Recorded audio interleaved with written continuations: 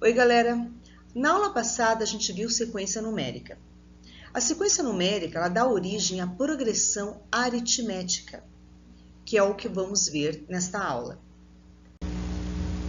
Nós podemos definir como progressão aritmética um tipo de sequência numérica que a diferença de um termo é constante. Essa constante ela é chamada de razão e ela é representada pela letra R. Então veja, para que eu consiga achar a minha razão, eu vou pegar o meu segundo elemento e subtrair do meu primeiro elemento. Isso quer dizer o quê? Que para achar o meu segundo elemento, eu vou pegar o meu A1, meu primeiro elemento, e somar com a razão. Para achar a razão através do terceiro e segundo elemento, eu vou pegar o meu A3 e subtrair de A2. Então, eu posso dizer o seguinte, que o meu A3 seria o meu segundo elemento mais a razão. Porém, o meu segundo elemento é A1 mais R, primeiro elemento mais R. Então, eu posso dizer também o seguinte, que o meu terceiro elemento é o meu primeiro elemento mais 2R. Para achar o quarto elemento, então, que seria o meu terceiro elemento mais R, já que o meu terceiro elemento é A1 mais 2R, então, para achar o quarto elemento seria quem? A1 mais 3R. A progressão aritmética ela é classificada como crescente, decrescente e constante. Quem vai nos fornecer isso? É a razão. Se a razão for maior do que zero, a minha progressão vai ser crescente. Se ela for menor do que zero, ela vai ser decrescente. E se ela for igual a zero, ela vai ser constante. Veja alguns exemplos. Se eu tenho uma PA 11, 21, 31, 41, veja que está somando 10, então a minha razão é 10, então ela será crescente. Se a minha PA está sendo 62, 56, 50, veja que ela está subtraindo 6, a razão é menos 6, ela será decrescente. E quando não há mudança na minha progressão, seria 2, 2, 2, 3, 3, 3, a minha razão é igual a zero, ela será constante. Como achar o termo geral de uma PA? Veja o exemplo. Eu tenho uma PA 1, 5, 9, 13, assim por diante, onde a razão entre eles é 4, porque está somando 4. Então, nós temos que o primeiro elemento é 1. O segundo elemento é 5. Para chegar nesse 5, eu vou pegar o meu primeiro elemento e somar com a razão, que é 4. Então, nós teremos 5. Para achar o terceiro elemento, que é 9, nós vamos pegar o 1, o primeiro elemento, mais 2 vezes a razão, que seria 8. Para achar o quarto elemento, que é 13, eu tenho o primeiro elemento mais 3 vezes a razão, que seria 12. Então, veja qual é o termo geral que nós estamos tirando disso aqui. Nós estamos pegando o primeiro elemento e somando com a subtração do número de elemento menos 1. Veja o A3. Nós pegamos o primeiro elemento, o número de elementos que é 3 menos 1 para multiplicar com a razão. O quarto elemento seria o A1, o primeiro elemento, mais o número de elementos menos 1 vezes a razão. Então, aí nós tiramos o termo geral da progressão aritmética. Veja como fica a fórmula. A n, que seria o enésimo termo, podendo ser qualquer um deles, pode ser centésimo, décimo, trigésimo e assim por diante.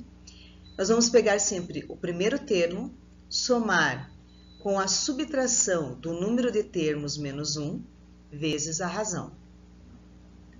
Então, a progressão aritmética vai ser dada por a n igual a A1 mais n menos 1 vezes R, onde o AN é o termo geral.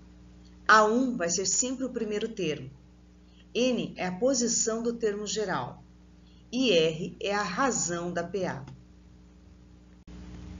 Vamos ver algumas resoluções. Determine o termo geral da PA 11, 21, 31, 41 e 51.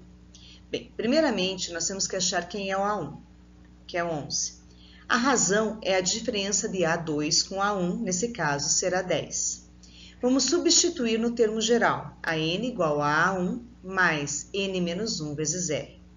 Então, A1 é 11, o n nós não temos, eu quero o termo geral, então eu não vou substituir o n, e a razão é 10.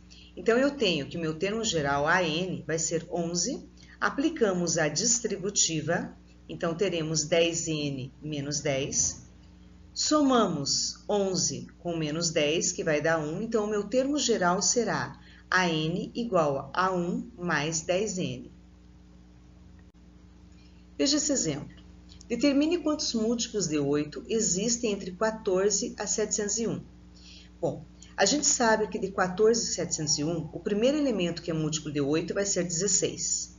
Então, o meu A1 é 16. A minha razão é 8 porque serão os múltiplos. Agora, eu preciso achar meu último elemento dessa sequência.